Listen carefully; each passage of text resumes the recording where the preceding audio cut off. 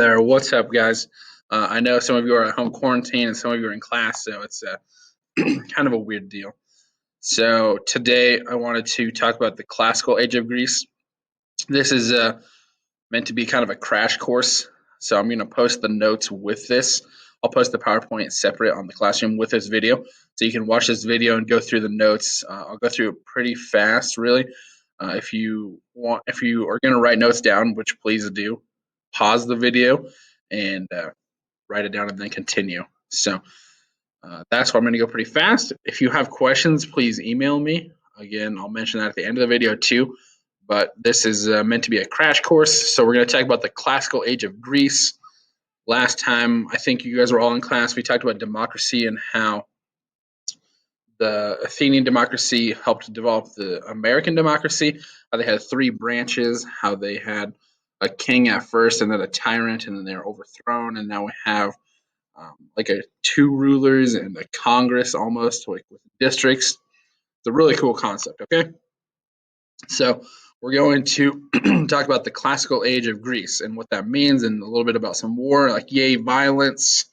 Woo! Okay, so without any further hesitation, we're going to go ahead. Section 2, the classical age. So we talked about focus question 1 already. What are some characteristics of Athenian democracy? But now we're going to move on to talk about how did the Greeks manage to win the Persian Wars, what advances were made in the Golden Age of Athens, and what led to the outbreak of the Peloponnesian War. So I think we'll just quick review. We've got democracy is a form of government run by the people. It used to be ruled by kings, but were replaced by aristocrats with power and money.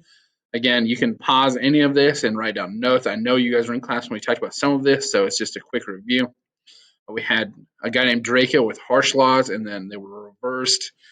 And then all men could take part in government assembly and serve on juries, but only wealthy men could hold political office, which is not the true meaning of democracy as we know. And then we have a tyrant who seized power. His name was Pisistratus.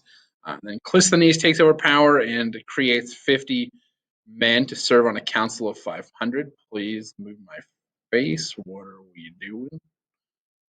Okay, let me. Okay, it won't let me move my face over there. Like, what is going on? Please, dear Lord. Okay, let me back up a second. Okay, we can't back up. Perfect. I guess that was just a dumpster fire, and good thing it's a review.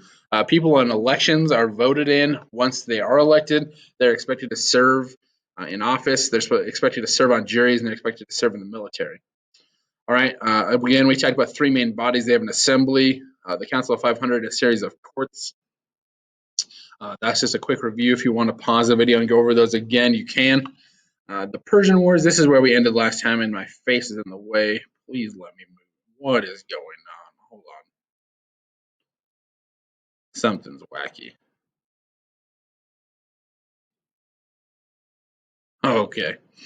Okay, we got it now. Okay, now that I moved my face, that was awkward. So we ended here. The Persian Wars. This is a war between Persia and Greece. Greece comes into the conflict with Persian Empire. The Persian Empire is much stronger and much larger. It starts with Ionia, is home to some of the biggest and wealthiest city-states, but it fell under Persian rule in 500 BC. The Greeks were not happy about that. Turkey is just across the peninsula, or just across the ocean, the sea, not the ocean, just across the sea. And that led to a rebellion. Persia is bigger, so Ionia asked the Greek army for help. The Persians were able to put down the revolt, but it led to political unrest, and the Greeks still weren't happy. So it leads to attacking the Greek mainland. The first invasion is near Marathon. The Persians land there. The Greeks are already there, forming a phalanx, which is a tight rectangle formation in which soldiers held out long spears ahead of a wall of shields. We talked about how the Spartans in 300 used this formation. They have long spears there, and they have shields here. I hope you can see my mouse cursor. Shields, and they lock it together to protect their neighbor. And we watched a trailer for the movie 300. And this formation, although they're vastly outnumbered, like 300 Spartans to 10,000 Persians, they were able to hold them off because of this formation. Okay? So how the marathon begins, there's an Athenian messenger. His name is Phidippides. He runs from Marathon to Athens, which was like 26.2 miles, which is why the modern marathon is 26.2 miles. And he announces a Greek victory. Once he gets there, he collapses, but he's able to tell the story, and now the marathon is named after him. The second invasion, my face is in the way again. Maybe I'll just move it there. Least damaging effects. All right. The second invasion happens 10 years after the first invasion. Xerxes sets out with hundreds of thousands of soldiers, tons of supplies. There's a rumor that his army is so big it takes them a week to cross the bridge into Greece. That's ancient Greek accounts. It could be exaggerated, but still 10,000 people to cross a single bridge is probably going to take some time. Rivals Athens and Sparta, they team up. They usually don't like each other, but they're going to team up to take on the Persians. So the Spartan army gathers into a mountain pass near Thermopylae. This is able to hold off the Persians for days because they have like this thin channel that they're blocking. So all 300 Spartans are in between the cliff walls, and the Persians can't flank their sides because they can't get past them. And the phalanx is really effective there. The Spartan army then refuses to let this guy join. That's what happens in the movie 300 anyway. He's a hunchback, and King Leonidas says, "There's no way we can let you join our military because you can't hold up a shield to protect your neighbor." And like in the phalanx, if one person falls, then the whole formation is at risk. So in that movie, at least, there's a local that tips the Persians about an alternate pass, so they surround and kill the Spartans, which is a quick way to end the whole war. But the main takeaway there is that the Spartans are fierce fighters. They have a military civilization. Even the women are regarded as equals because they provide children, they raise families, while the men are training. The Greek navy then defeated the much larger Persian ships in the Strait of Salamis. The Greek ships were smaller and easier to navigate, so they could outmaneuver the Persian ships and ended up winning. The Greek victory comes with the Persian army. Now, oh my gosh, my face is just okay. Sorry, nothing wrong with my face. The mouse is being real glitchy. Greek victory. The Persian army is now stuck in Greece, far from home, because their ships are destroyed, and they're basically starved out and then crushed by the Greeks. The Persians agreed to a peace settlement, but the Greeks had won the Persian Wars, and that's pretty sweet, right? So even though the Spartans died, the rest of Greece took over and defeated Persians. We have the Golden Age of Athens. This is when Athens and Sparta become the powerful city-states. Athens is the most powerful, but the Persian Wars banded Greece together. Before we talked about how the city-states looked at themselves as Athenians or Spartans, not Greeks. So instead of being one country, they're like little colonies. And now, because they fought a common enemy, it banded them together. It's kind of like when the colonists fought Britain. Before you had like Virginians and North Carolinians and Georgians, and we're New Yorkers. But then we fought the British in the American Revolution, and now we're like, oh, we're Americans. It united the colonies into one nation. And that's what the Persian Wars did for Greece.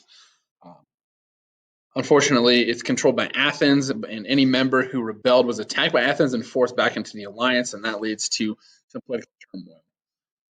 Peloponnesian War, both Athens and Sparta are super powerful, and they both want control of Greece. The tension builds for decades. And in 431 BC, they declare war on each other. Athens is really good at the sea. Sparta is really good on land. They fight back and forth. Almost 90 years of struggle. I mean, like every time one gets ahead, something happens. And like one time, Athens is struck by a plague, and then they have to give up a little bit, and then they rebuild their army over a few generations. And then the Spartans win, and then it's just a power struggle. And eventually, Sparta does win the Peloponnesian War, but they're so exhausted and out of resources that they lose power to Macedonia. King Philip, he takes over Greece in 340. So 90 years of struggle between Athens and Sparta before Macedonia conquers them. So moving forward, Greece underwent a great growth of democracy and achievement, but it could never level off and stay peaceful. war rocked the area to the core and left city-states out of money, resources, and ability to take power, leading to a long line of turbulence. So I know that was kind of fast, um, and that didn't really sound like a classical age, but the main things I want you to take away from that are the Greek democracy set the tone for the American democracy. That's the most important takeaway of this whole chapter, um, is that their government was very cutting edge and very innovative. And now we mimic a lot of it. And second is that Athens and Sparta were the two most powerful city states in Greece, but eventually lost power to Macedonia. Um, but really, democracy is the key reason that we study this. And later, when we move on to Rome, you'll see that they take a lot of Greek ideas also. So that's the most important thing. All right. So if you have questions, email me. Feel free to reach out. I'll post this video on my classroom. Stay in contact. Don't let quarantine get you down. You're not in this alone. So if you need anything, let me know. All right. Thank you guys. Have a good day.